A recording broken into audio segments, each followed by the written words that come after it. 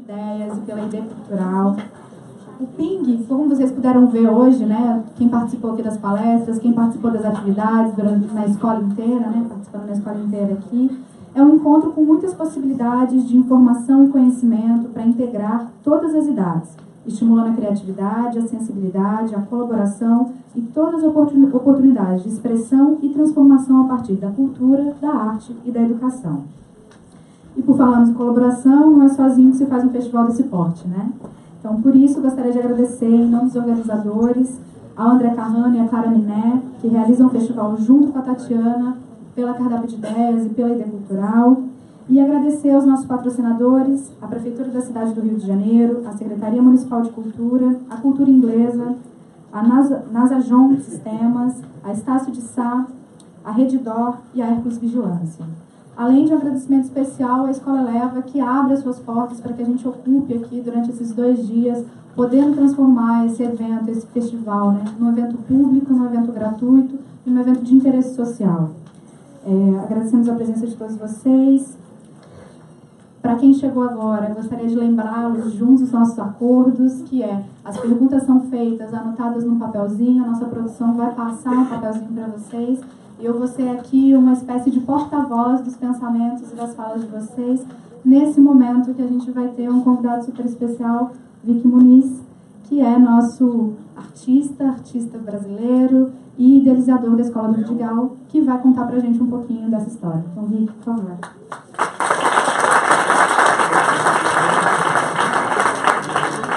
Esse aqui? Qual que é? Esse aqui? Alô. Interessante. Hoje eu passei o dia inteiro em escola. Passei a manhã inteira numa reunião de pais e mestres com os meus filhos da escola americana. E eu vou acabar meu dia numa escola também, falando sobre educação, né? Primeiro como, sei lá, vítima, depois aqui como uma espécie, tentando assumir uma espécie de protagonismo. É interessante você estar vendo essa coisa da educação do ponto de vista como pai, né? E depois tentar entender como você viu isso como aluno ou como professor. Que eu falo que, sei lá, eu acabei sendo artista, mas professor, acho que eu sempre fui, né? Mas eu queria começar com uma pergunta, né? O que você vai ser quando crescer? Quantas vezes a gente escutou essa pergunta ao curso de nossas vidas? O que vai ser você? O que você vai ser quando crescer? Né? E quão pertinente essa pergunta no rumo, no encaminhamento de uma educação ou de uma carreira profissional? Quem disse que você precisa crescer para ser alguém? Eu acho que isso aqui é a resposta, né, que eu já ouvi de uma criança pequenininha, né? Eu lembro que quando eu me deparei com essa questão pela primeira vez, eu estava no ginásio, né, e eu estudei escola pública, e eu lembro que todas as crianças receberam os resultados, né, era um negócio de vocação profissional, uma coisa que o Estado estava fazendo, e todo mundo já sabia: você é advogado, você é médico, você é astronauta, e eu não recebi o meu. O meu eu não recebi, eu comecei a ficar desesperado, porque eu achei que eu não ia ser ninguém. E aí eu finalmente fui lá reclamar com a professora, a diretora, o nome dela era Dona Clotilde, não tem um nome mais de diretora que esse. E a Dona Clotilde falou: olha, eu não entendo, vou encaminhar isso aqui para o Ministério da Educação, para a Secretaria de Educação. E demorou mais 2 semanas, ela me veio com um outro questionário, que era diferente, mas era sobre o primeiro questionário. Então estava assim: você tem algum parente que trabalhou nessa empresa que fez esse questionário? Você já fez isso antes? Era só sobre a empresa que tinha desenhado essas perguntas, né?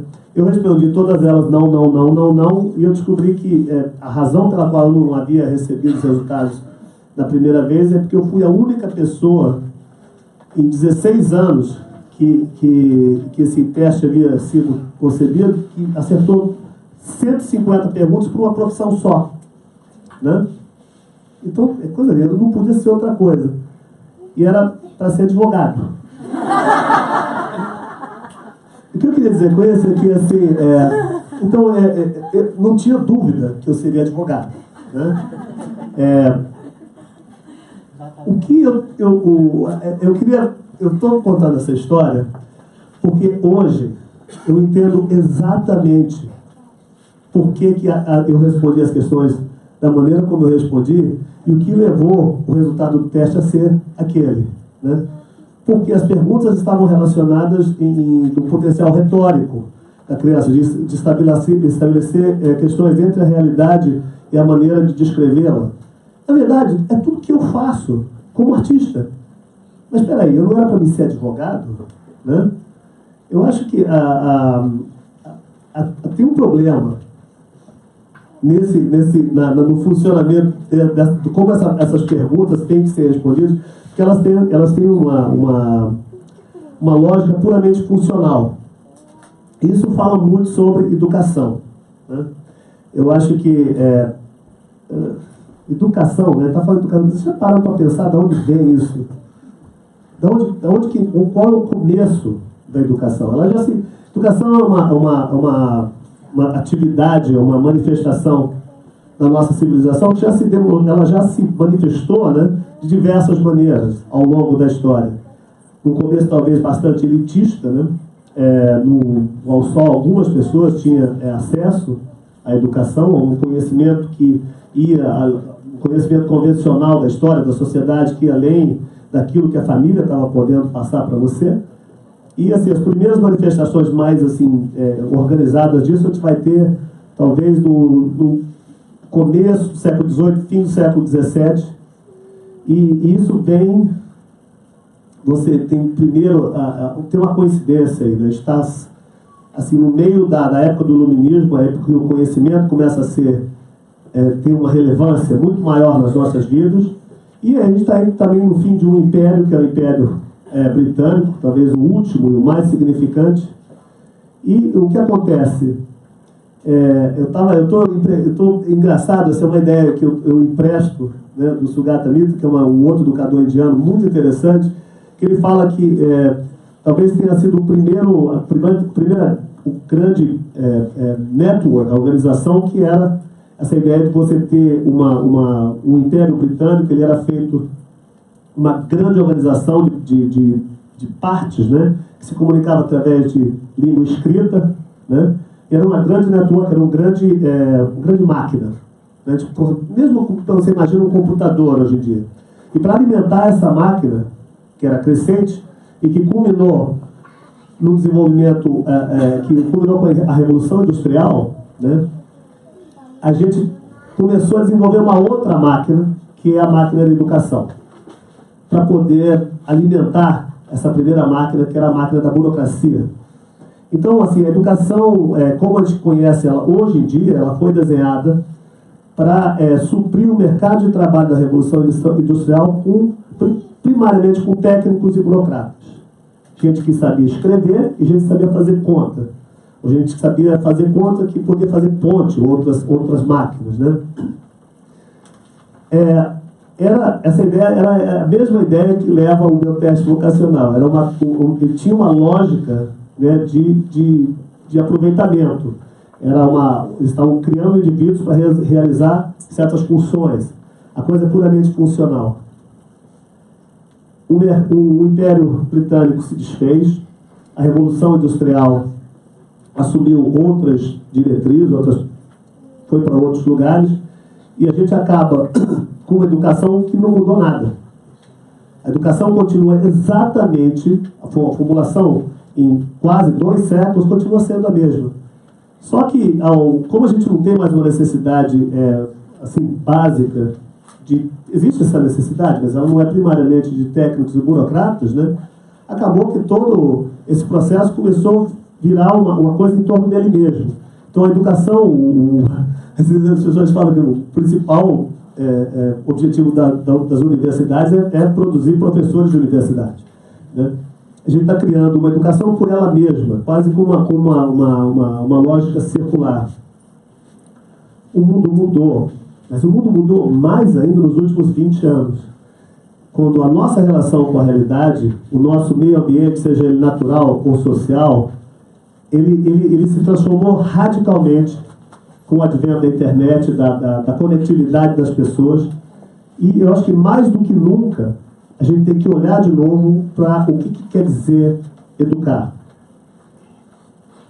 Vamos pensar um pouco antes da ideia das escolas, né?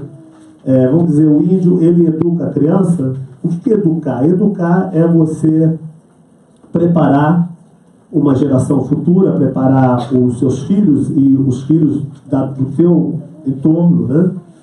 Para se relacionar com esse meio, com o meio ambiente, estou falando social, natural, além da tua vida. Você dá continuidade a essa relação, essa interface, né? E se é isso, nós estamos fazendo de uma forma muito inadequada. Primeiro, a gente está preparando o foco, se preparar para um ambiente mediático, né? Isso quando eu falo de mídia, é tudo que vai além, a gama de conhecimento que transcende a extensão dos seus sentidos. A gente sabe que daqui, além desse auditório, existe, sabe, um mundo, uma cidade, existe um mundo, existem culturas. Isso tudo foi feito, essa construção, ela foi feita através de conhecimento. A gente confia nessas coisas. Tem uma coisa de um artista estar falando isso aqui com vocês, eu acho que é muito pertinente, porque muito tempo atrás, mais ou menos 60 mil anos, né, um cara entrou dentro de uma caverna, ele olhou ali nos rachados da caverna, uma coisa que parecia simplesmente, eram só rachaduras, né? Ele viu uma coisa que ele parecia ter visto antes. Não era só uma coisa, era uma forma reconhecida. Não era só uma forma, era a forma de um animal. Não era qualquer animal, era um animal que ele havia... Era um bisão, um animal que ele havia visto antes, ele se lembrava de ter caçado, né? Num inverno, onde todo mundo tinha muita fome. Ele pegou, olhou aquilo e lembrou de uma coisa do passado dele, e de repente ele olhou de novo, aquilo não passava de rachaduras na parede de uma caverna. Aí ele foi lá, pegou uma pedrinha e completou talvez um chifre, um rabo que estava faltando ali, e ele fez a primeira imagem. Com a primeira imagem, o homem consegue se relacionar com uma coisa que não só não está ali, que esse animal, ou que aconteceu no passado. Então também consegue transmitir esse conhecimento para o futuro. A partir daí, ele consegue também compartilhar esse conhecimento com as pessoas, com os membros da tribo olharam e falaram, é aquele bisão que a gente comeu no inverno passado, né? E a partir desse momento, onde você tem a primeira troca simbólica, você cria uma gama de conhecimento e possibilidades, né? Que acho que os pilares da nossa sociedade estão em cima disso, né? Tudo que você tem, eu costumo dizer, quando alguém me pede para descrever arte, eu falo que assim, a arte é a evolução da interface entre a mente e a matéria. É uma ótima explicação. É pena que ela serve para religião, ela serve para política, ela serve para uma série de outras coisas que são assim fundamentais na nossa vida. E por quê? É porque a arte, com a arte você tem a possibilidade de exercitar a tua fé nas coisas que não estão ali. Talvez a invenção da representação, né, e do símbolo talvez tenha sido a coisa mais importante depois do controle do fogo. E a gente acha, quando pensa em artista, o cara que fez essa primeira imagem lá, né, ele era o primeiro artista. A gente não pensa no artista como sendo uma peça fundamental na criação da nossa civilização, da nossa sociedade. Eu acho que, por que eu estou falando isso para vocês aqui agora, e porque eu tenho uma preocupação muito grande com a educação, é porque esse tipo de educação que eu estou imaginando, sabe, ela ainda não existe. Ela tem que ser realizada e a gente tem muita pressa de fazer isso, porque o ambiente mediático onde nossas crianças estão vivendo é um ambiente, até agora, profundamente experimental. Nós estamos expondo os nossos filhos aos iPads, aos telefones, a tudo isso. A gente não sabe o resultado que isso vai ter. Eu estava no aeroporto de Houston há um mês e meio atrás. Eu vi todas as pessoas do aeroporto olhando para um telefone. Aquilo parecia um filme de ficção científica. Eu era o único que não estava olhando naquele momento, porque eu estava com o telefone na minha mão. Né? Aquilo é uma coisa esquisitíssima. Né? Eu fico imaginando, a gente mal está conseguindo ensinar os nossos filhos a lidar com mídia que foi desenvolvida 3.500 anos atrás, que é escrita. Eles têm dificuldade de ensinar os filhos a ler, né? E pensa qual é o desafio de ensinar eles a lidar com o mundo imerso em imagens. São mundos paralelos. Quando eu falo que... eu costumo dizer que o homem, tudo que está vivo no mundo sabe alguma coisa. O homem é o único que ele não é só sabe, ele acredita. Acreditar é uma prática exclusiva da nossa espécie. O homem acredita em coisas que ele não está vendo diretamente, né?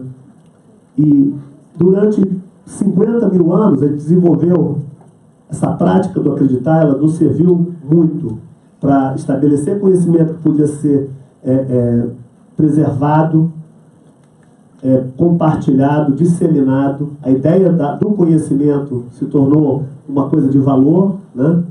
Mas a partir do momento onde a ideia do acreditar ela age contra a preservação da nossa espécie, age contra o que a gente pode fazer para a gente mesmo, aí a gente está tendo um problema. Eu acho que é um momento que a própria ideia do acreditar ela está em crise, né? Que é a coisa que fez com que nós chegamos até aqui, nesse auditório, nesse momento, né? Eu acho que a gente tem que realmente parar e pensar que se a gente não pode... nós estamos vivendo uma crise profunda de realidade nos dias de hoje. E a nossa geração, a próxima geração, talvez não tenha uma relação com os fatos como nós tivemos. Isso porque simulação, a capacidade de criar imagens muito poderosas e ter todo o controle sobre a maneira como você confecciona essas imagens, né, ela está fazendo com que a nossa relação com a realidade se torne cada vez mais problemática. E os nossos filhos talvez tenham uma relação com a realidade muito diferente da nossa. Então, quando a gente não consegue mais entender, a gente tem que parar, tentar entender e criar discernimento, criar conhecimento em relação ao mundo que nós estamos vivendo. A nossa relação com esse meio ambiente social e mediático, ela é deficiente. E a nossa educação não está fazendo nada para suprir essa deficiência. Tá difícil. Eu acho que todo educador devia estar pensando nisso agora. E não é uma coincidência que um artista que vive, que talvez venha do mundo de imagens, tenha uma relação muito mais primitiva com a ideia de conhecimento, esteja aqui falando com vocês. Mas quando as pessoas me perguntam quando eu comecei a ser artista, né, eu não sei dizer quando eu comecei, mas eu me lembro de uma época onde todo mundo parou. Sabe, tem um artista americano chamado Julian Schnabel, ele falou numa conferência que eu fui, eu comecei a pintar com 5 anos de idade, né? Genial, mas quem não começa a pintar com 5 anos de idade? Todo mundo, né? O problema é quando todo mundo para de pintar com 5 anos de idade. O que você vai ser quando crescer? É uma pergunta que imediatamente limita. E essa pergunta eu acho que ela devia ser feita quando a pessoa tem 40 anos, né? Quando a pessoa é pequena, não sabe o que vai ser. E o não saber é o que cria a maior gama de possibilidades do que essa criança pode ser. Meu filho está sentado ali atrás. Eu falo para ele, agora você tem 12, 13 anos, a tua vida é isso. Você pode ser o que você quiser. O leque é assim. Ó. Se você começar a tirar nota ruim, o leque é assim.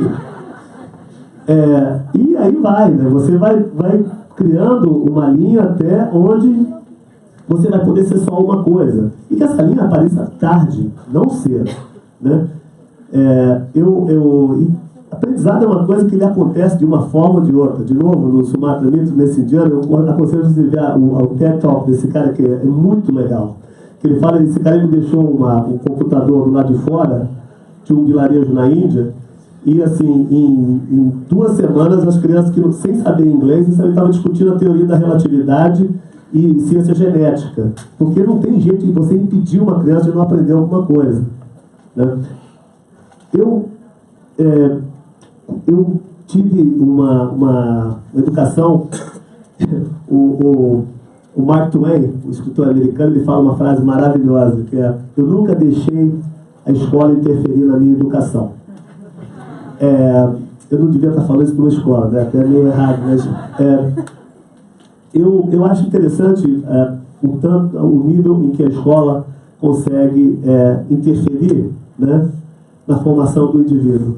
Só para completar a ideia de antes, né, eu acho que assim, as escolas ainda estão preocupadas em criar técnicos e burocratas, e houve uma época um pouco anterior à criação de escolas públicas, né? A ideia da educação ela tem 100 e poucos anos, é uma ideia muito nova ainda, né? Em que era uma educação privilegiada que aconteceu na Inglaterra do século XV, século XVIII, que era incrível. Eu sou fotógrafo, né? E eu acho que a fotografia foi um problema, porque ela facilitou muitas coisas de uma maneira e ela limitou muito a experiência das pessoas a outro tipo de conhecimento. Assim, você cria uma facilidade, mas você limita. É que nem quando você pega elevador, você podia ver a escada, entendeu? Antigamente, quando você viajava, você ia para a Índia e não tinha câmera. O que você fazia? Você tinha que desenhar. Então você tinha que aprender a desenhar. Voltando à ideia do cara que nunca parou de ser artista, né? E as escolas, ao mesmo tempo que elas ensinavam a escrita, o inglês, né? Nessa época, na Inglaterra principalmente, eles ensinavam também o desenho, que faz com que você exercite os dois lados do seu cérebro, né? O que a maioria das escolas fazem hoje em dia, elas só vão exercitar um lado, né? Imagina você usar um lado, só fazer exercício para uma perna, para um braço, vai ficar fortíssimo no lado, mas no outro lado não vai ficar legal. Você vai estar parecendo um jogador de tênis dos anos 70. Lembra? Os caras tinham um braço grande e um pequeno. O que aconteceu com esse tipo de educação? Essa elite inglesa foram a maior geração de brilhantes polimatas, que eu não sei como falar isso, né? Polimatas, Então, o próprio inventor da fotografia, né, veio dessa geração, Francis Fox Talbot. Esse cara, ele inventou a fotografia, mas ele depois foi decifrar, ele foi traduzir a pedra de Rosetta. Ele falava sírio, ele falava 12 línguas. As pessoas se relacionavam, existia um grupo que chamava o The Lunar Man. Era um grupo intelectual que deles faziam parte pintores, poetas, industrialistas. O avô do Darwin, Erasmo Darwin, era um cara que fazia parte, filósofos. Era uma sociedade muito diversa, muito eclética, e as pessoas davam valor a todas essas partes, né? É uma coisa que a gente dá menos e menos valor. Quando você fala em artista hoje em dia, você já pensa numa coisa, sabe? Uns caras aí que bebe, corta a orelha, sabe?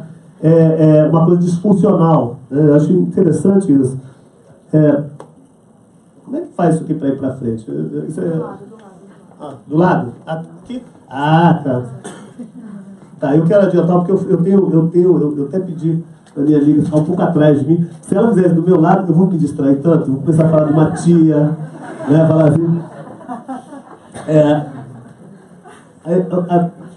Eu estava lendo há um tempo atrás da reforma da educação, né?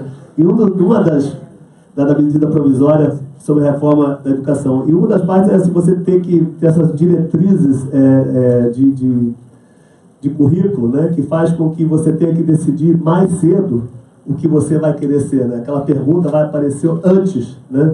Eu acho isso tenebroso, né? Porque você vai pegar uma criança do ensino médio, você vai ser mais matemático, você vai ser mais médico, isso ou aquilo.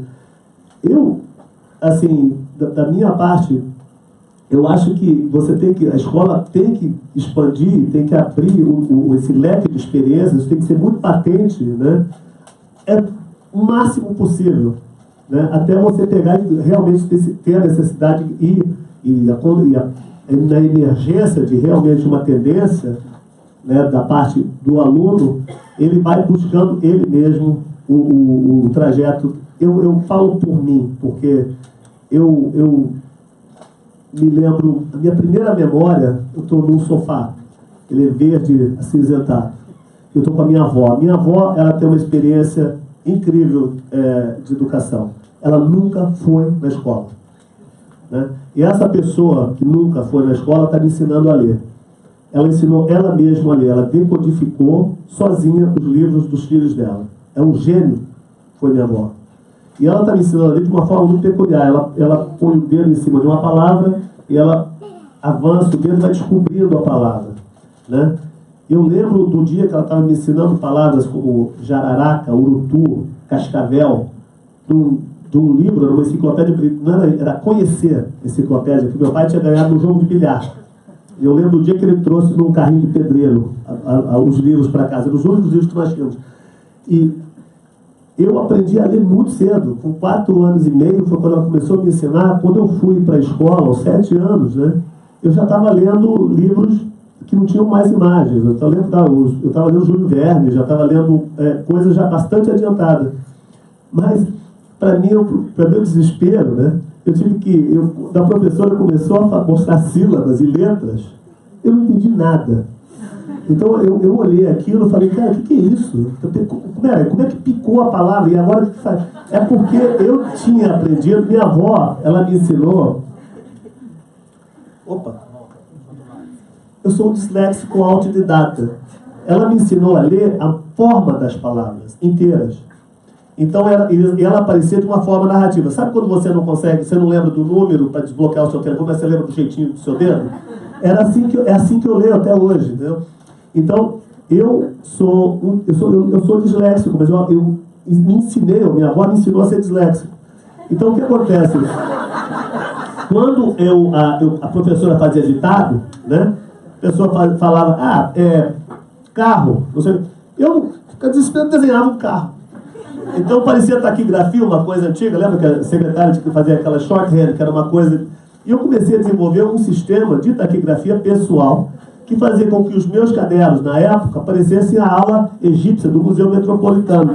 Então você lia assim, você olhava o caderno, era tudo desenho. Eu entendia tudo, eu lia aquilo perfeitamente. Mas isso aqui é a história do...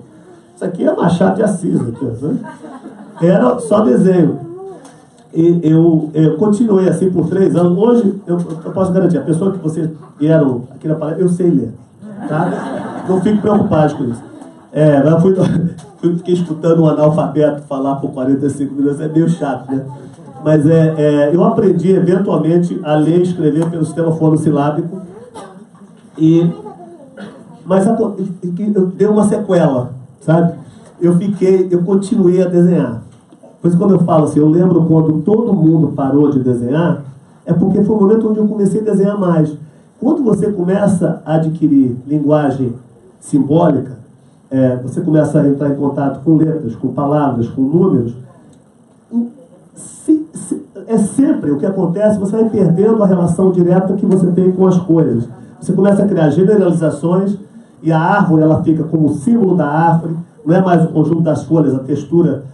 Estava falando de sensibilidade aqui anteriormente, não é mais a textura da casca da árvore, o formato das folhas, o verde de tipos diferentes, né?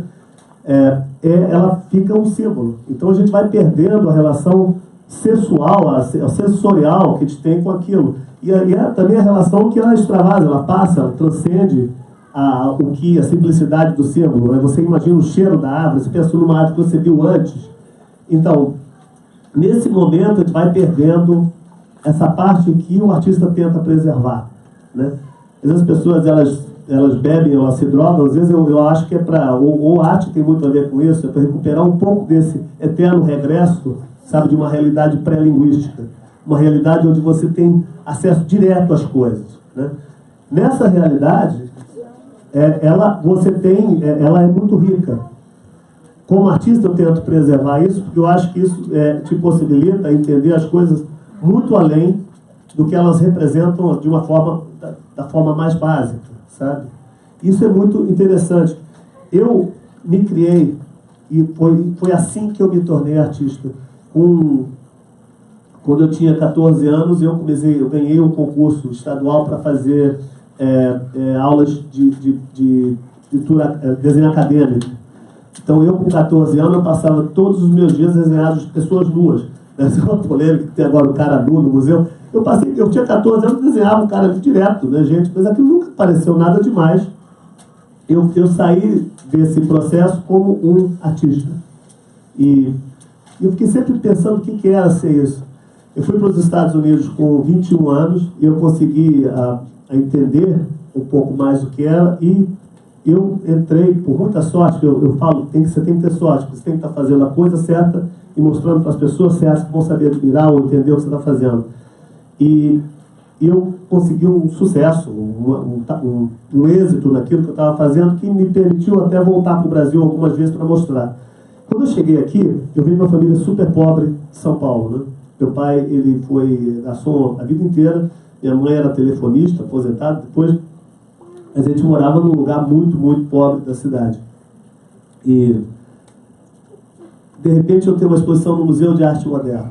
E estão lá, todo mundo bebendo champanhe, aquela riqueza toda, aquele glamour, e os meus pais, pela primeira vez, vêm no museu. E eles estão completamente perdidos naquele mundo. E aquilo me magoa tanto, sabe? Que eu, durante muitos anos, eu tentei evitar fazer qualquer coisa no Brasil. Mas isso, sabe, essas histórias de exílio, elas têm formas diferentes. Eu sofria muito com isso, sabe? A ideia é que eu era um transplante, que uma pessoa... Sabe quando a Alice, ela atravessa, vai por aquela portinha, ela descobre que ela não pode voltar? Sabe? Porque ela cresceu. Aí eu falei, eu me sentia assim, eu tinha finalmente crescido, não passava pela porta mais. E era essa ideia de você não voltar para as coisas que você ama é muito dolorosa. E eu estava procurando, até que um dia eu consegui, recebi um convite, né, de uma curadora francesa para fazer um projeto chamado Objeto Invisível, era uma parceria com o Projeto Axé em Salvador. Eu tive que trabalhar por 4 meses com crianças de rua em Salvador. O Projeto Invisível tinha a ver com uma coisa essencial de educação, que eu acho que você... Por que as pessoas aprendem? Por que elas vivem? Por que elas continuam vivendo? O desejo é uma coisa muito importante na vida de todo mundo. E talvez por razões práticas, as pessoas elas têm uma certeza, principalmente numa sociedade onde a escola até, né, ela vive para produzir consumidores, e toda a mídia, tudo que te circunda está criando o desejo de você de obter coisas, né? A gente cai na cilada de ficar suprimindo o desejo. Isso é terrível, porque o desejo é essencial para a vida. Eu comecei a trabalhar, eu quis trabalhar com crianças, sempre quis trabalhar com crianças pequenas, principalmente nesse momento onde eles deixam de ser artistas. E aí eu perguntei para eles, falei, vem cá, se você puder segurar uma coisa na sua mão, o que seria aquilo? E aí as respostas vieram, grande variedade, como dinheiro, diamante, um ursinho, uma televisão. E eu trabalhei com eles com essa ideia de um desejo imediato que pudesse ser, que eles pudessem conter, que eles pudessem segurar. E a gente desenhou, a gente escreveu, a gente falou sobre isso, discutiu, e eles acabaram criando papier mâché, sabe, esculturinhas que eles mesmos seguravam. E o projeto inteiro, a parte conceitual da coisa inteira foi desenvolvida com eles. Quando eu fui fotografar os objetos, eles pediram que os objetos fossem fotografados ao negativo. Porque é uma coisa que está dentro. Vários deles disseram isso. Eu também não entendi na hora, eu fiz o que eles me pediram. E era assim, um violão. E aí eu queria fazer vídeos deles manipulando, vídeos e fotografias manipulando os objetos que eles não tinham, né? E uma deles falou assim, mas você está fazendo um violão, você está fazendo isso aqui. Isso não é um violão é isso, né? Então a ideia de você de definir um objeto pela forma e não pelo uso era muito pertinente. Então essa instalação era os objetos em negativo e as crianças segurando uma coisa que não existia.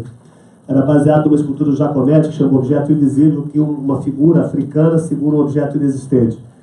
Eu mostrei a escultura para ele, discutiu a escultura antes de começar a fazer o trabalho. E o legal é que eu falei, agora vamos mostrar os objetos. Eles falaram, não, vamos esconder eles, porque as pessoas não nos dão essas coisas. E a gente agora não vai dar para eles também, não. Então, a gente acabou fazendo um grande ritual, onde os objetos eles foram ensacados em sacos de veludo, e você viu uma pilha de sacos de veludo no centro da sala. Foi incrível isso, porque transformou a minha vida de uma forma que eu não podia imaginar. Pela primeira vez eu estava em contato com a minha cultura novamente, estava com um prazer imenso de estar no Brasil.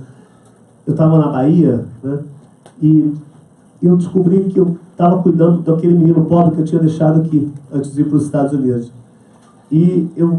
Mas mais do que isso, sabe, eu estava fazendo uma ideia, eu estava trabalhando, o artista ele faz as coisas e depois mostra, né? E eu descobri um prazer diferente, que era estar fazendo com pessoas, sabe? Trazendo pessoas para dentro do processo de trabalho, compartilhando a ideia de pensar em alguma coisa antes de mostrar. Eu fiz isso muitas outras vezes depois, todas as vezes foram muito interessantes. Eu fiz um filme que chama Lixo Extraordinário, eu chamei esses catadores para trabalhar comigo, né, comigo com o Fábio aqui, e a gente, essa coisa de compartilhar o processo criativo tem sido uma parte muito interessante da nossa prática criativa. E a gente eu queria, quando eu falei, eu gostei de trabalhar com criança, vamos tentar fazer uma coisa, eu e o Fábio tentamos trabalhar com criança pequena, a gente começou e nessa época, eu lembro, quando eu voltei para o Brasil, eu recebia muita proposta para fazer coisas comerciais. Eu gosto de fazer, eu vou confessar, eu adoro a ideia de fazer uma coisa que eu não sei fazer direito, eu tenho uma curiosidade, sabe, terrível. E quando alguém me pede para fazer alguma, eu fico tentado em fazer uma coisa só porque eu sei que eu não sei fazer, que eu tenho que aprender aquilo. Mas eu falava não porque um artista plástico, mostra em museu, galeria, faz coisa comercial, é mal visto. Eu ficava com esse medo. Hoje eu não tenho mais esse medo, sabe? Eu já fiz um monte de coisa, não deu em nada. Mas eu criei algumas regras para fazer isso de uma forma produtiva. Então, a gente começou a trabalhar com o galpão ali na rodoviária, e eu lembro que a gente começou com era a L'Oréal, pediu para mim fazer o projeto. Eu falei, não, eu não vou fazer, mas vocês vão fazer com esses garotos, esses meninos, e a gente começou a trabalhar com jovens. E vocês vão pagar o projeto deles e eu vou fazer uma intermediação, e a gente chamou isso de centro espacial. O Gringo, que falou aqui antes de mim, ele depois se tornou nosso grande parceiro. Eu trabalho com o Gringo há mais de 12 anos, e eu vou reenfatizar a necessidade, se vocês têm interesse de ver uma experiência única, social, no Rio de Janeiro, vocês têm que ir no espetáculo. É lindo, eu me envolvo com o Gringo é um cara fantástico, eu estou envolvido com o espetáculo há 12 anos, sabe? E nós realizamos coisas inacreditáveis lá. Ele não eram as crianças pequenas com que eu queria trabalhar, a gente trabalhou com jovens que estavam realmente numa idade que era muito necessária, sabe? O aliciamento pelo narcotráfico, as pessoas e a ideia de também ser num lugar, como ele mesmo disse, que juntava esses jovens, sabe? E eu conheci gente formidável ali e sou muito orgulhoso de estar fazendo parte desse projeto há 12 anos. O Centro Espacial migrou, né, para espetáculo. E junto com o espetáculo, eu consegui realizar um monte de parcerias bacanas. Por exemplo, a Louis Vuitton pediu para fazer uma vitrine, né, em Brasília, depois em Miami.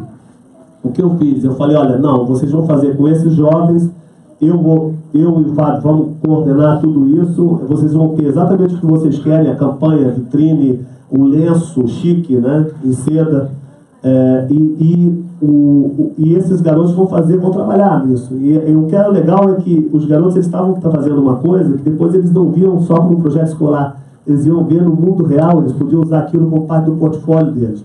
Então a gente desenvolveu, isso aqui foi um lenço do Louis Vuitton chiquérrimo, né? Nem minha mãe tem não sei, venderam tão rápido.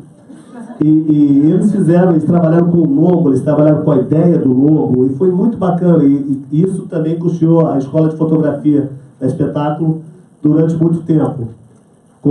E a gente fez parcerias com a Levis, com a Intel, aí foi para fazer camisetas, estamparias, a gente tem feito e continua fazendo, né? Mas ainda aquela coisa lá no fundo, sabe? Falei, poxa, a gente está trabalhando sempre tentando recuperar alguns jovens adolescentes, eles, de alguma maneira estão numa situação de risco. Mas vem cá, mas e se a gente começa no começo, né? Volta atrás aquela minha vontade terrível de trabalhar com crianças em fase de alfabetização. E se a gente mostra que essa alfabetização ela pode ser mais ampla, que ela pode explorar não só essa troca com símbolos, né, mas outras formas de entendimento desse mundo que a cerca, né? Muitos de vocês ouviram falar em Jardim da Infância, né? Muitos de vocês já foram para o Jardim da Infância. Mas poucos de vocês sabem que o inventor do Jardim da Infância é aquele cara ali. Frommel era um psicólogo, né, do século XVIII, ele era um aluno do Pestalozzi, e é uma ideia tão antiga, sabe? O que eu estou trazendo esse cara aqui para dizer que a necessidade de inovação sabe, em educação, ela é quase, a gente não precisa ir muito longe. Existem ideias fantásticas que elas foram desenvolvidas no século XVIII, no século XIX, né? Froebel, ele era um educador, um dos primeiros arquitetos de projetos de educação, e ele inventou isso que chamavam o Jardim da Infância. Ele notou que quando as crianças começam a aprender linguagem simbólica, né, existe uma necessidade muito grande de criar uma base para essa linguagem, para ela aderir, para ela poder construir ela dentro da coisa sensorial, daquilo que eu estava falando, sabe, da coisa da cor, da forma, da abstração. E que essas coisas, quando elas se desenvolvem juntas, você tem acesso a uma educação mais holística, que acaba que uma coisa ajuda a outra de uma forma inacreditável. O projeto do Jardim da Infância, ele foi além da vida de Froebel, e ele foi de um sucesso tão grande na época, que muitas pessoas, ele tinha uma coisa que chamava os presentes, né? Ele começava com um presente, o primeiro presente que você recebia era uma bolinha de lã com uma linha que você podia manipular. Existe um livro que chama Inventing Kindergarten, né, de um cara que chama, eu ajudei a fazer até a segunda edição do livro, é que ele conta a história, né, e eu tenho todos os livros, eu sou fanático por esse cara. Então, se é a primeira aula do Jardim da Infância original, você tinha uma bolinha e você conseguia entender toda a ideia de o que você podia fazer com aquilo, explorar aquela forma fisicamente em movimento.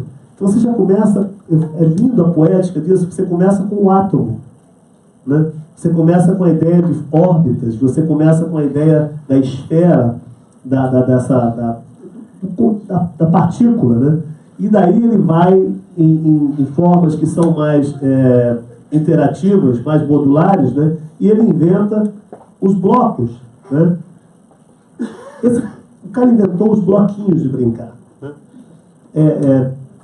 Hoje, louco o efeito do Jardim da Infância original na nossa sociedade, ele nunca é apresentado de uma forma direta. A gente associa, por exemplo, a emergência do modernismo com um conjunto de fatores políticos, sociais, econômicos, né, que fizeram com que houvesse uma ruptura com a cultura clássica. É um pouco mais do que isso. Não é uma coincidência que todos os mestres modernistas, quase todos eles, foram para o Jardim da Infância de Froebel. Vocês estão vendo ali do lado direito, é uma pintura do Mondrian de 1941, 1942, e o que vocês estão vendo do lado esquerdo é uma pintura que uma criança, sabe, de 6 anos fez na época que o Mondrian ia para o Jardim da Infância. É bem parecido, né? Opa, não tem mais um desses não, Fábio? Ah, tinha os outros, eu posso, aqui é uma palestra inteira só sobre modernista que foi para o Jardim da Infância. Frank Lloyd Wright, né? Ele mesmo escreveu sobre o que ele devia para a educação que ele teve quando ele era pequenininho. E assim, tem muita, não sou eu dizendo, são muitos desses mestres modernistas, como Paul Klee, o Kandinsky, que falam o que eles deviam para essa educação formal, e essa educação formal no sentido de formas, né? E essa ligação com a abstração, para você não parar de desenhar, não parar de sentir, não parar de se movimentar, no momento que você começa a ter acesso a uma educação mais simbólica. A Escola Vidigal é um sonho que eu tive de poder... outra coisa assim, eu testo muita coisa dos meus filhos como artista, né? Eles são umas cobaias, coitadinhos. Estou sempre mostrando coisa para ele, mostrando, você gosta disso? Esse aqui, né? Então, eu dependo deles para poder continuar trabalhando. Então, eu falei para minha mulher, olha, se a gente não fizer a escola, eu vou ter que continuar tendo filho, porque é essencial para o meu trabalho. Então, eu pensei, e era uma coisa que a gente já estava tentando fazer por muito tempo, eu e o Fábio procurando, a gente tentou fazer ali na Praça Mauá, aquele prédio que está do lado, aquilo chama Escola do Olhar. Aquilo é um nome que nós demos, porque era um sonho, era para chamar a Escola do Olhar. Eles puseram o nome, e aí o projeto se transformou, foi para o outro lado, foi para uma coisa mais relacionada ao museu, e nós perdemos aquele espaço. E eu falei, então vamos fazer um espaço nosso. Eu vou no Vidigal há muito tempo, sabe? Eu acho que o Vidigal é um lugar muito interessante, porque eu vivo entre aqui os Estados Unidos, quando tem pessoal de fora aqui, eles sempre me pedem, me leva no Brasil, né? Aí eu falo, tá, o Brasil pertinho aqui no Vidigal. Então eu levo eles lá. E o Vidigal tem uma coisa interessante, ele é muito parecido com o resto do mundo. O resto do mundo é pobre, né? E o resto do mundo é conectado, está muito perto de centros urbanos, onde a ideia de desejo é constante. Sabe? A ideia de você querer participar, querer ter coisas. Né? É um lugar onde você pode testar muita coisa interessante, aquilo pode ser replicado em outros lugares.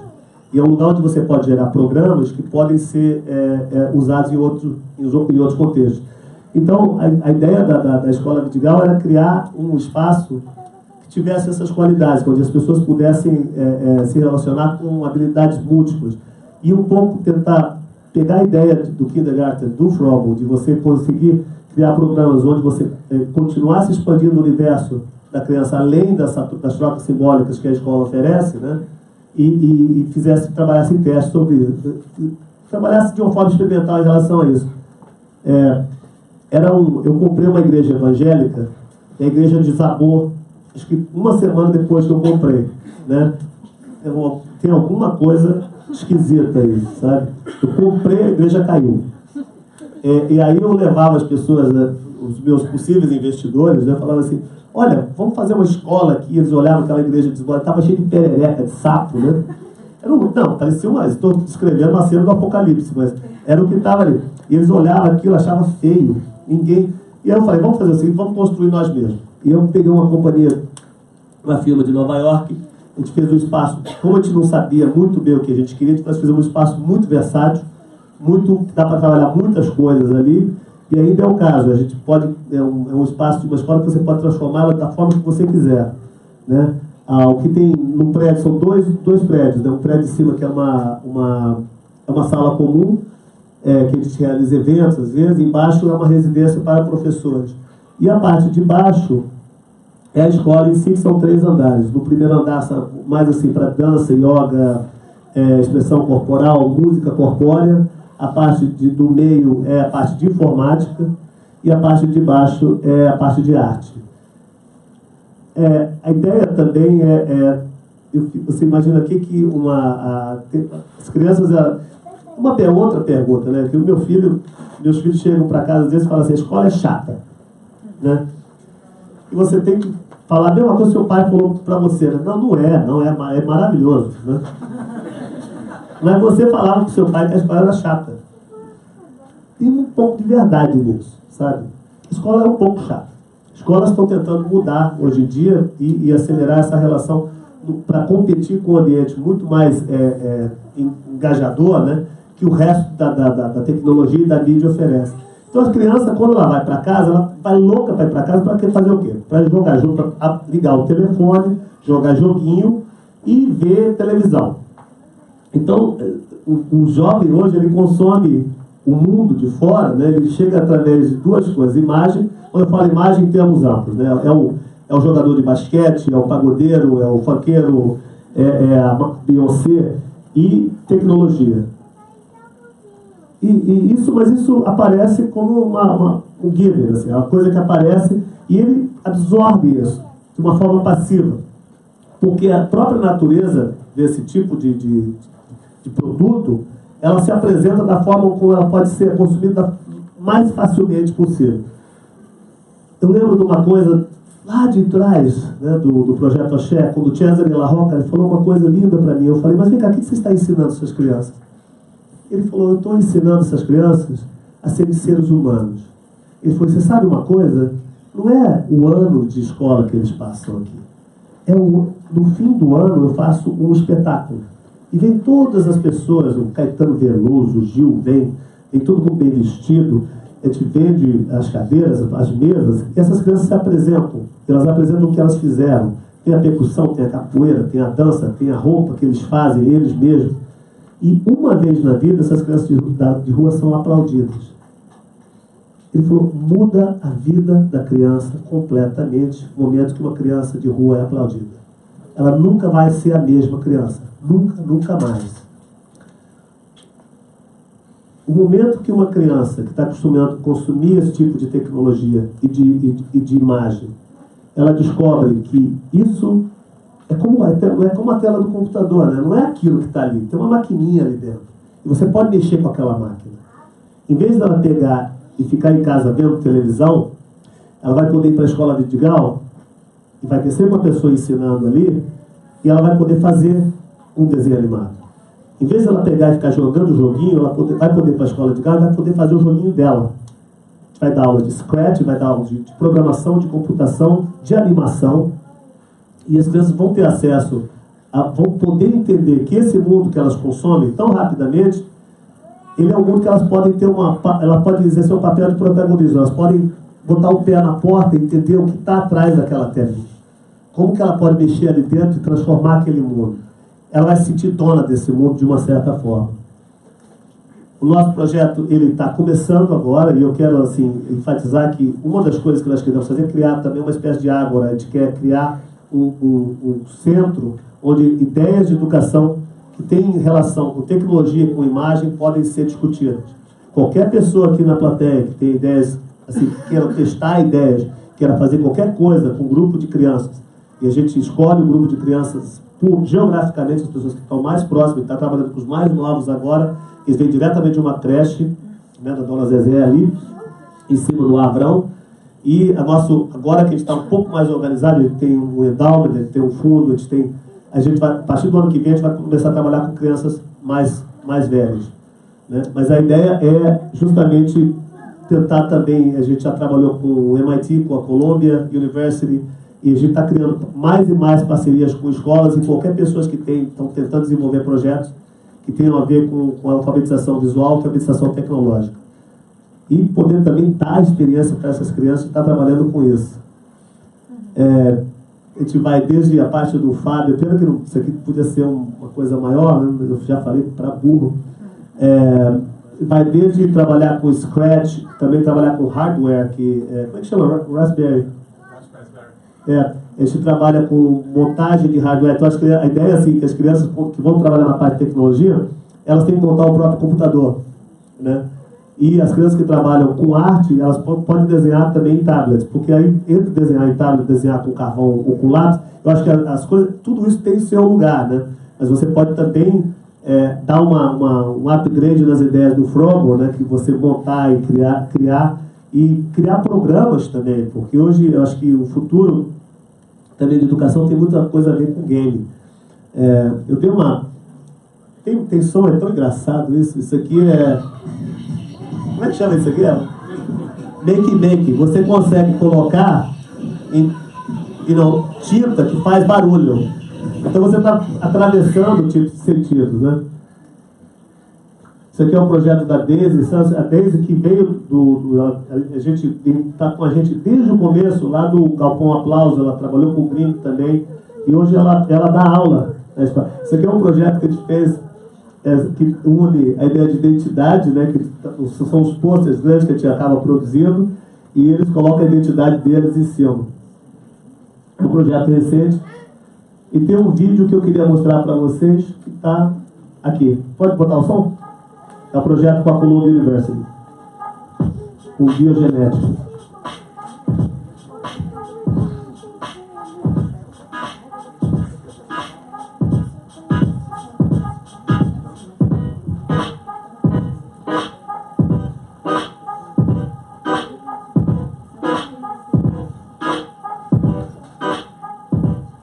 The concept of a network, a community-based public arts network, really has a foundation that color and stories and images from different kinds of kids around the world can be a universal language.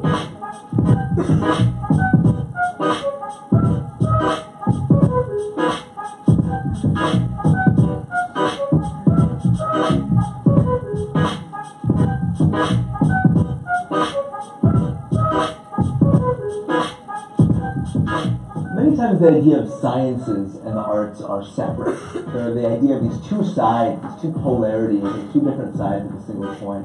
And in this workshop, we try to take this idea of the sciences and the world inside of ourselves and fuse it with the arts to be able to give it a voice that can be understood by a child.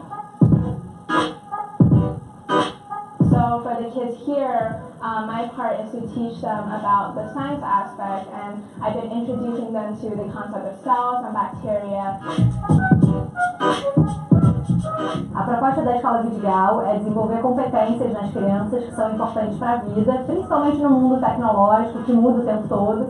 Science can oftentimes be very complex, and visual arts are a really good way to communicate that science. Y acá este es el estómago.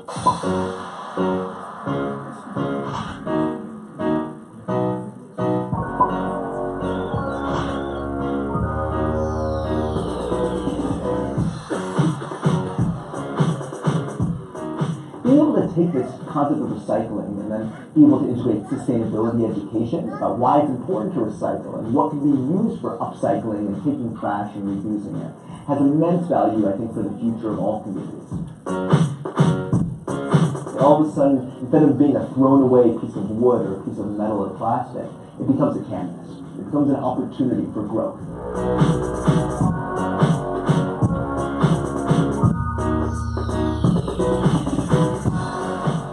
This age group of working with 4, 5, 6-year-olds, you have to make everything fun. Most of it is non-verbal communication.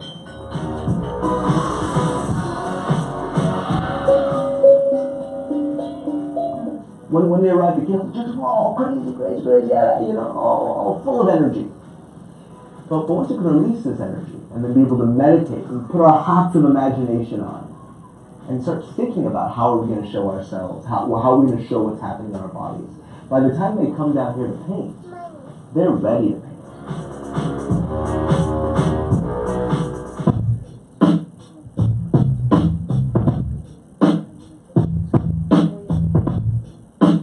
If you want to make a change to the problems that exist in Brazil, the problems of corruption, of violence, of drugs, you have to start with the children.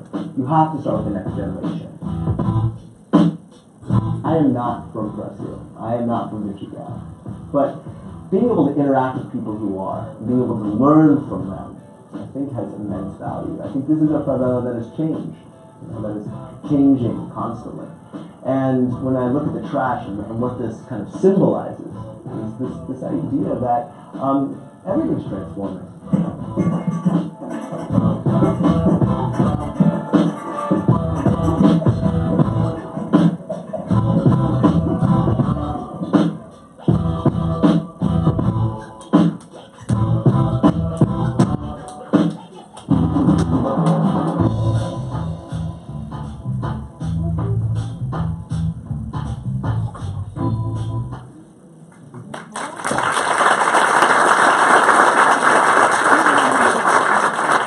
Eu só queria terminar dizendo que, assim, para o que ele diz ali, o Marx é muito interessante, porque a gente está muito mal acostumado e a gente desenvolveu uma relação com os problemas e as soluções que elas estão fora da realidade temporal que nós vivemos. A gente vive no... Você esquece um negócio, você pega, enfia a mão no bolso e vê no Google, né?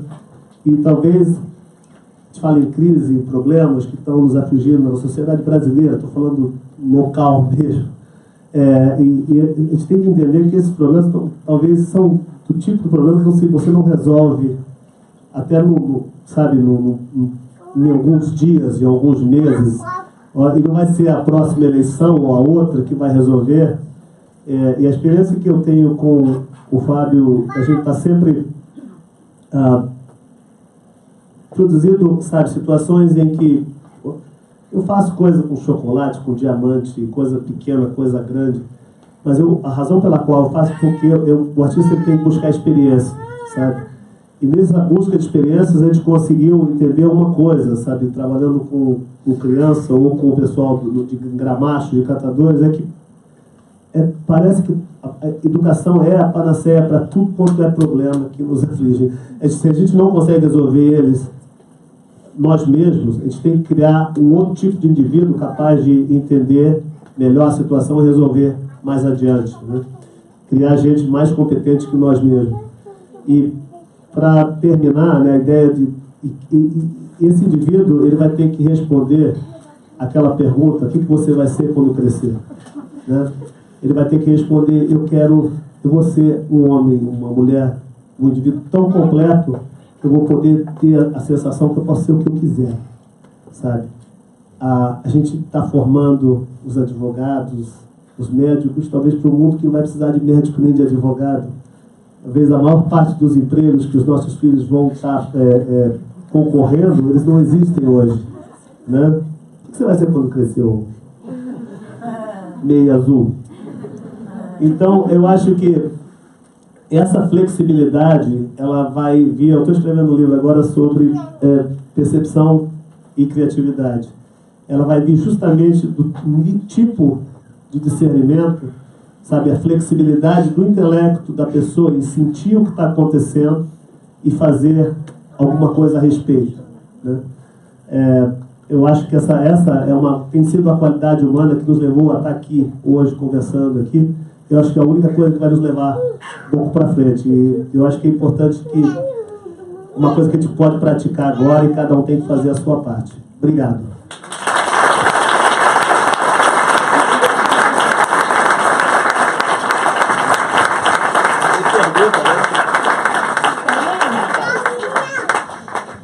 Vamos deixar o povo sem poder fazer perguntas para você, Vitor?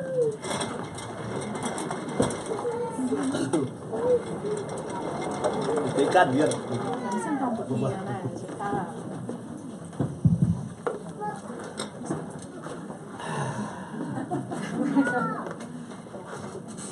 Sem cair. Francisco, não some não.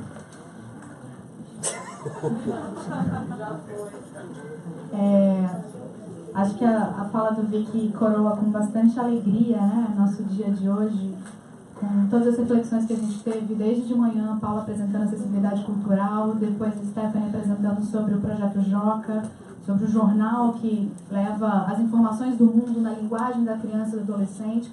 Acho que também é um material interessante para poder estar na Escola do Vidigal.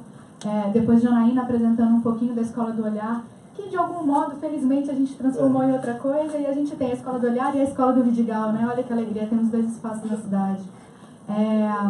Depois Gringo apresentando toda a experiência, a residência da espetáculo, Tacumã e Paul apresentando o Xingu. E aí eu acho que vi que, além de tudo, além da experiência do Vidigal, traz uma reflexão sobre os nossos tempos, traz uma reflexão sobre o que significa educar, o que significa o gesto que fazemos hoje, né? Enquanto sujeitos, enquanto membros dessa sociedade que temos responsabilidade sobre ela, né? Sobre o futuro das crianças e sobre o futuro, o universo que vivemos hoje ainda. Então, muito obrigada por esse momento. Obrigado e acolher. Eu queria reforçar nosso pedido de abertura de perguntas para o público. A gente vai fazer 3 perguntas aqui, tá? Então, quem tiver papelzinho está passando. Bernardo. Quem não fizer, eu vou tomar. Senão você... A gente pode apontar, né? Acho que, assim, fiquei ali embevecida, babando bastante. E acho que você traz o Sugata Mitra. Eu estava lembrando também da Vandana Shiva, né? Que fala da monocultura do pensamento. Assim. A gente está num movimento de estar sempre cultivando o mesmo tipo de pensamento, vamos dar diversidade para isso. E ela propõe, né, que a gente avance nesse lugar e consiga trazer para o nosso pensamento outras formas, não só outros conteúdos, mas outras formas de pensar também. E acho que é um pouco o que você está tentando fazer com a alfabetização múltipla, né? Quer comentar um pouquinho? Bom, eu acho que a ideia...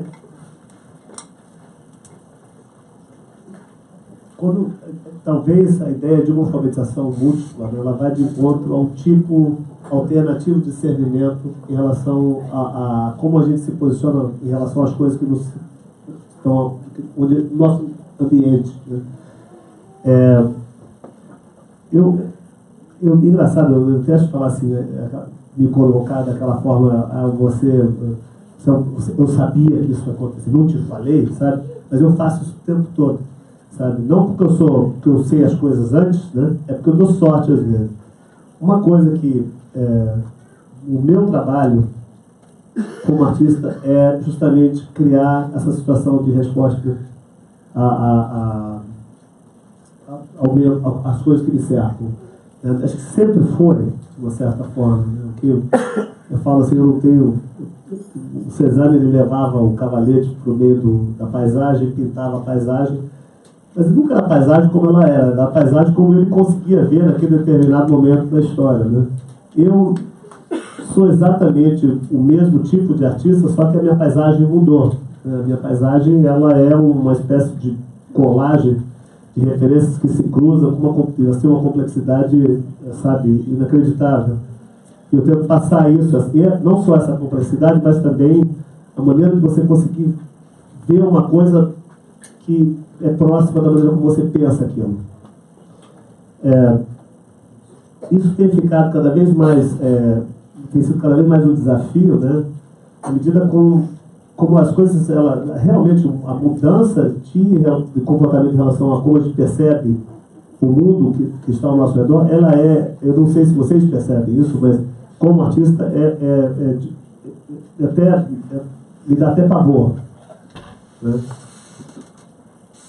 Eu costumo dizer que desde o começo da história, né, existia uma parede espessa, né, que separava a mente do que estava em volta. E aqui, através do conhecimento, através da informação, a gente foi polindo essa parede, né? Até o momento a gente conseguiu chegar na coisa mais fina, né? Mas era uma coisa que, naquela equação, né, que a arte é o que separa a mente da matéria, né? Ela tinha qualidades que eram inerentes tanto do mundo das coisas matéricas e do mundo das coisas mentais. E eu acho que era a fotografia. Achei que é realmente uma coisa formidável. Uma fotografia, ela é material e ela é também ela tem uma forma mental. Né? Ela te leva para outro lugar, te faz lembrar de coisas. Até aquele momento foi o momento onde eu decidi adotar isso como forma de expressão. Porque eu acho que a fotografia, ela era uma forma de mediação entre uma coisa e outra muito, muito eficaz.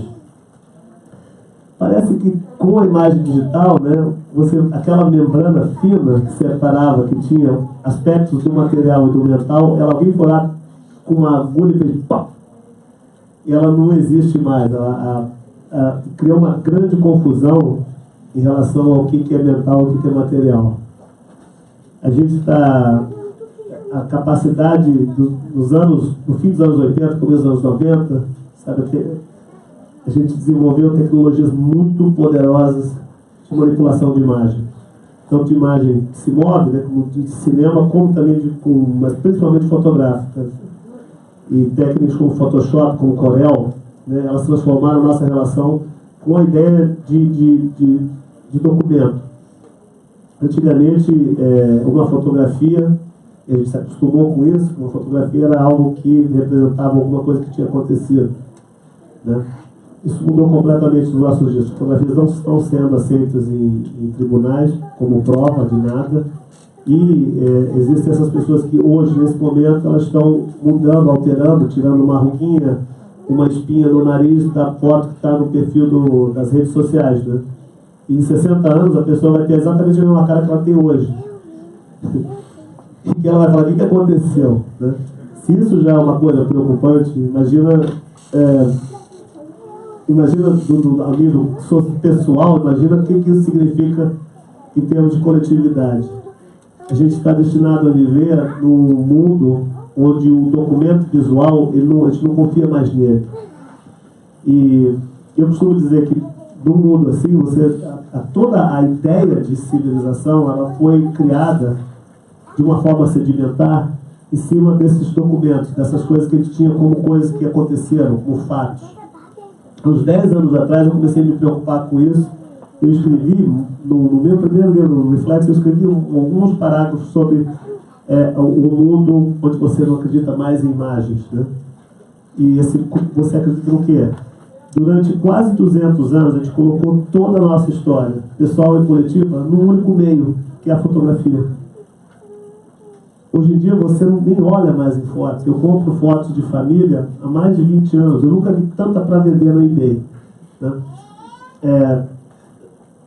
Engraçado, mas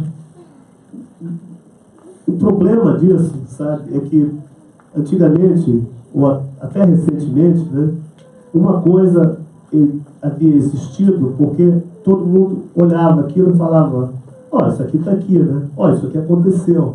Então, a verdade, a realidade, era uma forma de convenção baseada no olhar de todos, né? Era uma realidade convencional. Hoje em dia, para alguma coisa ser autêntica, um exemplo, por exemplo, é dinheiro, né? Deixa eu ver se eu tenho dinheiro. Antigamente, o dinheiro era impresso. Você falava, isso aqui tem cara de dinheiro, então vale R$10, né? Hoje em dia, você não sabe se esse dinheiro é falso ou verdadeiro. Então, o que faz esse dinheiro valer não é o que todo mundo está vendo, é o que você não consegue ver. É uma banda magnética que tem aqui dentro, ou um número, ou um código, ou algo que está além da capacidade de discernimento humano. Então, a gente passa de um momento onde tudo que faz com que uma coisa seja verdadeira é uma coisa que todo mundo está vendo, é convencional, para um outro momento onde a realidade das coisas, a autenticidade, passa a ser uma questão de exclusividade de código, onde apenas 2 pontos conversam e controlam o que é real e o que não é real. Quando você começa a criar o valor dos fatos, né, conferir o valor da realidade a um grupo exclusivo, aí a coisa começa a ficar problemática. Entendeu? Você está criando, você tem criando domínios de fato. Antigamente nós tínhamos agências de notícias, né? Hoje nós temos agências de opinião. Existe essa crença que se você falar uma mentira 1 milhão de vezes, aí você consegue isso fácil com robôs, com coisa, aquilo começa a virar um fato. Eu já estou vendo, sabe, os efeitos dessa, tem um termo que a própria porta-voz do governo americano, realidade alternativa, alternate facts. Como é que uma pessoa pode falar uma coisa dessa? Né? Uma coisa vai contra a outra, entendeu? Eu estou vendo isso permear muito a nossa realidade. E eu acho que a ideia de você ter uma educação que ela está mais aberta, ela também serve para criar. Eu acho que a tua relação com a realidade ela vai depender de discernimento, ela vai depender de engajamento pessoal na realidade. Você vai, ao mesmo tempo, eu lembro, desculpa, eu estou uma resposta gigantesca para a sua pergunta, mas eu lembro, na época da ditadura militar, né, eu não sou vítima da ditadura militar, mas eu sou um efeito dela. Era uma época que você não podia dizer as coisas da maneira que você queria dizer, e por isso nós desenvolvemos essa forma metafórica de falar as coisas incrível, poética, né? Você vê na música, né? São cheios de códigos, né? Também fazia com que algumas pessoas se sentissem mais intelectuais que as outras, porque entendiam o que o cara estava querendo dizer. Mas acho que um dos efeitos para mim é que na minha formação como intelectual era quase um pré-requisito que você analisasse tudo o que viesse de informação. Você criasse uma espécie de cinismo positivo. Sabe? Tudo que tipo de informação que ficava remoendo, vendo o que essa pessoa quis dizer, por quê, da onde que está vindo essa informação, né? Eu acho que isso para mim foi muito bom, porque é um hábito que eu acho que a gente tem que voltar a ter. E uma educação mais completa, que não é menos, então, a gente está acostumado só de ficar codificando imagens, mensagens diretamente. Uma coisa um pouco mais ampla vai te dar mais ângulos, mais pontos de entrada para qualquer tipo de informação que chega a você. Acho que, de novo, né, educação, não tem outro momento. A gente tem que inventar uma educação para existir numa sociedade que consiga transcender o projeto de história, o projeto de civilização, sem a ajuda de documentos visuais. A gente tem várias perguntas aqui sobre a estrutura, o funcionamento da escola, né? Fala com o Fábio, cadê? Fugiu. Acho que a gente tá lá. Fábio, se quiser responder. Fábio, Pedro, estamos todos em família aqui, né? Eu acho que assim, eu posso responder. Vou começar responder de uma forma super vaga, tá? Essa é uma escola, pessoalmente, o meu engajamento com ela, eu e o Fábio, a gente está fazendo uma escola para a gente aprender. Sabe? Geralmente as escolas são para ensinar. Eu acho que a gente escuta muito pouco os nossos alunos. Sabe? Eu queria ouvir mais. A escola é chata? Por quê? E tentar trabalhar com isso, entendeu? eu acho que eu quero criar também dentro dos aspectos mais experimentais da Escola Vidigal um canal, uma coisa mais interativa que a gente pode escutar as crianças, sabe? Escutar o que elas querem, como elas querem aprender, porque, de novo, o Soyata Mito, ele fala, pô, elas aprendem sozinhas, né? O cara botou um computador no meio do nada, debaixo de uma árvore, as crianças estavam fazendo coisas incríveis. Então a gente pode ajudar. Tem uma história ótima também que ele fez, que ele pegou, pessoal, como é que o professor tem que agir em torno disso, né? Não é simples, você fica atrás fazendo assim, ó. Nossa! Né? E eu vejo, assim, o professor como o cara que passa informação, isso aí é uma coisa de instituição. Eu acho que o professor ele tem que ensinar a aprender, né? É muita responsabilidade para o professor, tem que saber tudo aquilo e passar, mas ele sabendo ajudar o aluno a aprender, porque aprender de um vídeo é tão interessante quando aprender uma pessoa falando. A gente está viciado, sabe, ver o Bonner na televisão falando as notícias. Mas se o Bonner tivesse sentado do seu lado te explicando como é que está acontecendo naquele vídeo, ia ser muito melhor, né?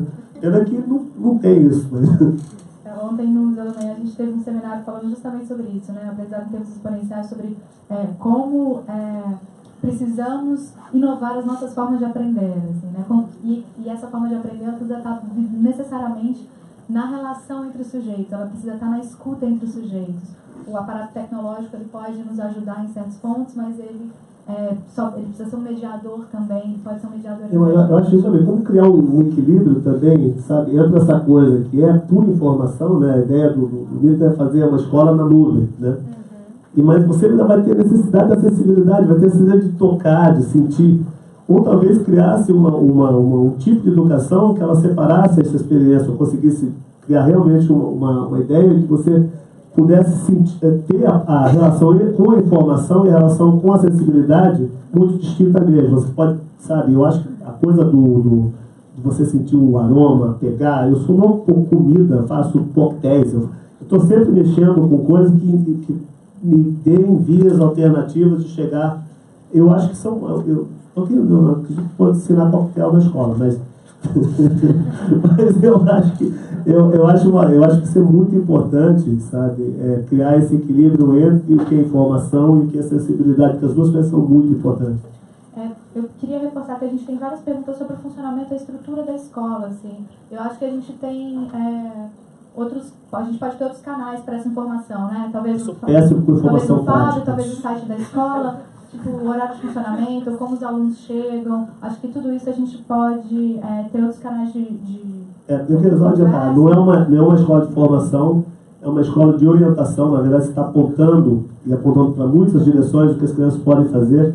A ideia de funcionamento da escola é de ser um espaço aberto, né, que a gente vai ter instrutores o tempo todo, os 2 períodos, e ela também funciona em projetos específicos, com educadores específicos que estão tentando desenvolver programas. A ideia da escola também ela expandir além do Vidigal, a gente quer desenvolver também uma plataforma digital em que esses programas eles podem ser, uma vez que nós temos o resultado de uma forma científica, a gente pode explorar isso e disseminar esses programas como exemplo de coisas que podem ser realizadas na rede pública, ou qualquer educador, né? E eles têm outras ambições também. Uma delas, por exemplo, é criar uma série de vídeos, né, para crianças. O Mohamed Yunus, fui numa conferência em que ele falou, pô, queria tanto fazer um banco ali no Vidigal. Eu falei, eu tenho uma casa lá. Aí ele falou, então faz isso, pode fazer isso. Como que não aconteceu, mas ele falou, eu posso dar uma aula na sua escola. Eu falei, caramba, um prêmio Nobel dar uma aula na minha escola, né? Ia ser um prazer. Mas é criança pequena. Eu falei, ele falou, não, mas 8 a 12 anos é como tem que aprender sobre dinheiro. É maravilhoso você falar disso com a criança. Imediatamente eu pensei, cara, pode fazer. Eu até falei com o Chris Anderson, ele queria ver mais, o cara do TED, né? Fazer uma série de palestras chamada TED, né? E aí, ia ser incrível, para 8 a 12 anos, cara. Por que tem que só adulto saber? Agora, pegar um cara que nem o Mohamed Yunus, do Deepak Chopra, o Dalai Lama, as pessoas que são as maiores entidades daquilo que eles fazem, sabe? Eu poder conversar com uma criança, foi maravilhoso. E eu joguei essa ideia eu falei, inclusive com o Eduardo Bueno, né? O Peninha, eu falei, vem cá, você que é historiador, o que você falaria em 15 minutos para crianças de 8 a 12 anos?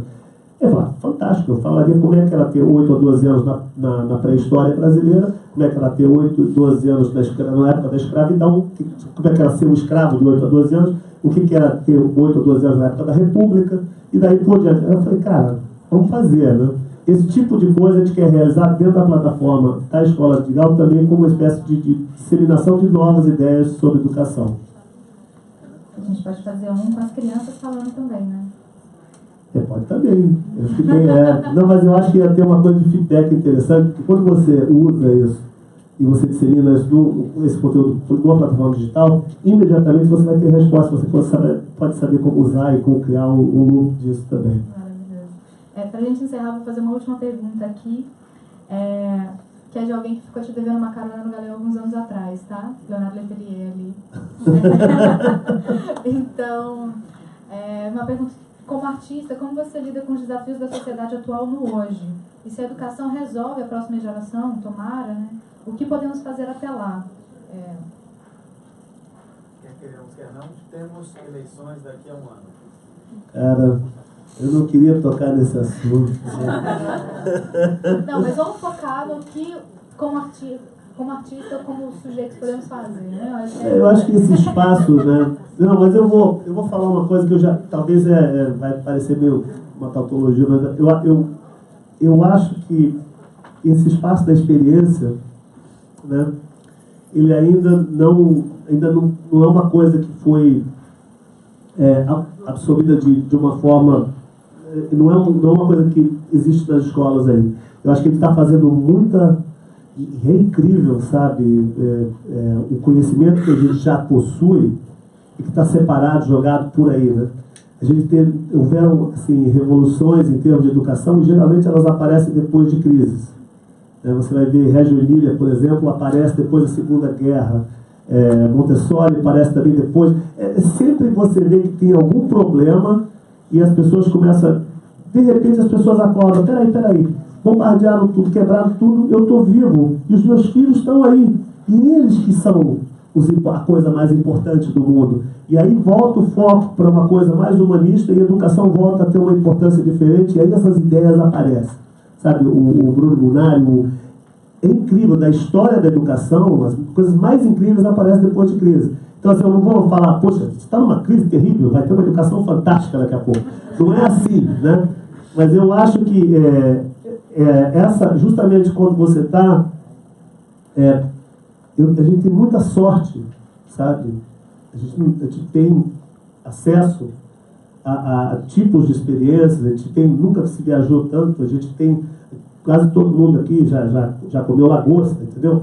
Esse tipo de coisa que enriquece a experiência humana, eu não sei comer uma ostra, coisa. Eu acho que, posso estar falando bobagem, mas o artista fala de forma muito abstrata, muito louca, desculpa.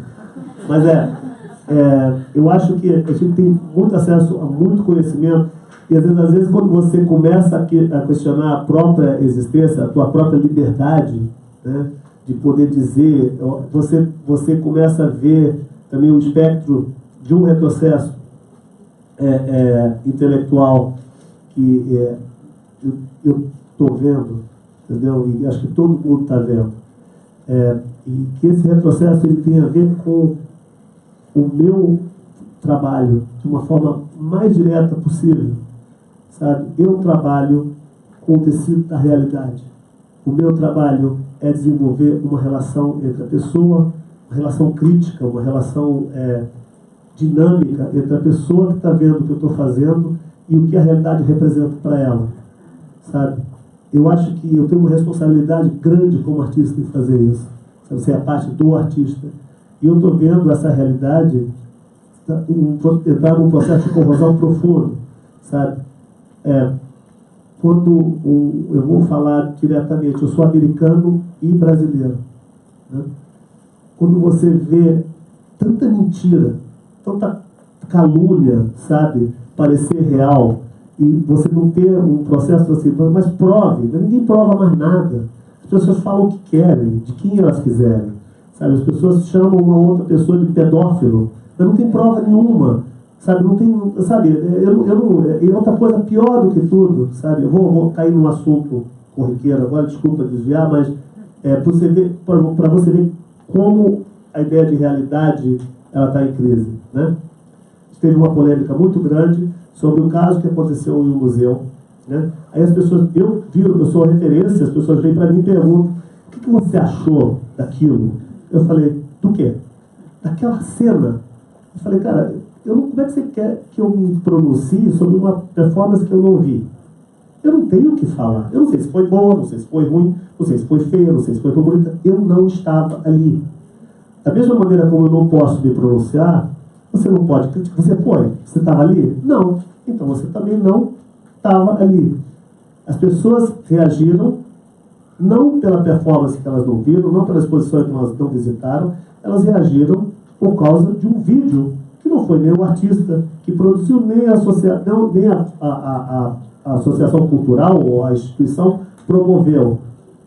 Elas reagiram com uma coisa que foi feita por um grupo de interesse político. Sabe? Aí, eu acho assim, aí que está. O que é isso? Isso é uma performance ou um vídeo?